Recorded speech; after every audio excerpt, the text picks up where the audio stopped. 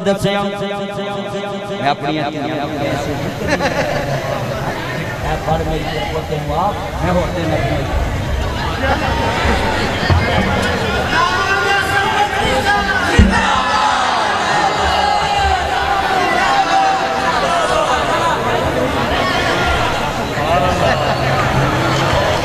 ਧੀਆਂ ਕੋਲ पैसे नहीं लईदे, धीयां आवन ते खाली नहीं मोड़ी दियां।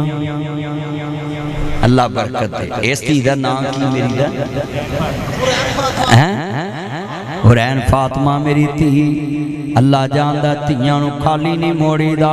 वो किड्डे उलू दे पट्ठे ने जिहड़े अपनियां धीयां दा हक खा जांदे ने। धीयां नूं आंदे ने पुत्र भरावां दे हां नां ला दो। तुहाडे भरा अन्ने ने, लूले ने, लंगड़े ने, यतीम ने, गरीब ने, मस्कीन ने, दे दो। ना ना कदी मैं बेटियां को पैसे नहीं लाए। जिन्ने मेरे चन बैठे जे मैं जुमला कवां तवज्जो मेरे वल। मैं एक दिन जुमला कवांगा मेरे नबी करीम नूं मनण वालिओ। बेटियां दे कोलों पैसे नहीं लैणे, धीयां नूं पैसे देने ने, उन्हां दा हक देना वे। मैनूं एक बंदा कहंदा है ये धीयां कोल पैसे क्यों नहीं लैंदा देना है। मैं कह एडियां ईमानदार ने, पता भी है मैं चूणियां दा शहर छड़ जाना है, बाप दे घर दी सूई भी नहीं गवाचन दिंदियां। ये एडियां ईमानदार हुंदियां। मुंडे किस्में सब्जी लैण भी जाण विचों 20 रगड़ जांदे ने। सही गल कर रहे हैं, सही गल कर रहे हैं। आज जिन्हें मेरे चन मक्खन बैठे स्टेज ते पुछो बुजुर्गों नूं सब्जी लैन भी जान ते मुंडे विचों 100 रगड़ जांदे ने। बैलेंस कराउण भी जान ते 100 अपने नाल भी करा लैंदे ने। बड़ा कुछ करदे मुंडे। कसमें 20 साल धीयां नूं आ लिखिया सैयद पंसार स्टोर, इधर लिखिया जनाब जी आ सरदार और कड़े स्टोर ने लागे रहमान फार्मेसी।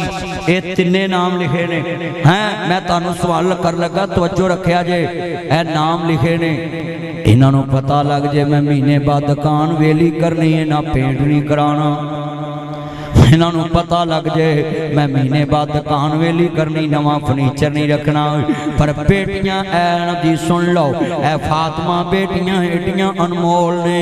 पता बाबल दा वेड़ा छड़ जाना है, पर बाबल दे वेड़े रोज साफ कर दियां ने धीयां रानियां। मेरा एक बेटा बाबर बट्टी पता लैके आया ही मेरे बेटे दा एक्सीडेंट होया सी, अल्लाह उन्हूं सेहत देवे।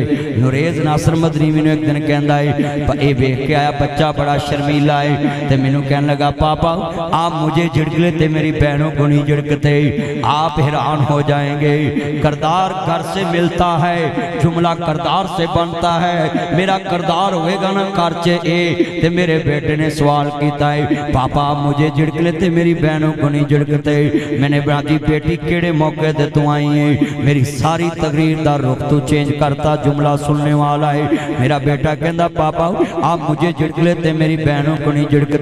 मैंने बड़े प्यार से समझाया बेटा बताऊं तेरी बहनों को क्यों नहीं झिड़कता हूं। मैं कहा बेटा बात सुनो करीब आ जाओ। गले लगाया चूमा। मैंने बड़ा मुतमिन करके प्यार से समझाया बेटा मेहमानों को कौन झिड़कता है, मेहमानों को कौन झिड़कता है, ये मेरी मेहमान बेटियां हैं। मैं कहा बेटा मेहमानों को कौन, बेटा नीचे बैठ के गुफ्तगू सुने क्यों पिछलों को तंग करते हो। मैं कहा ये मेरी मेहमान बेटियां हैं।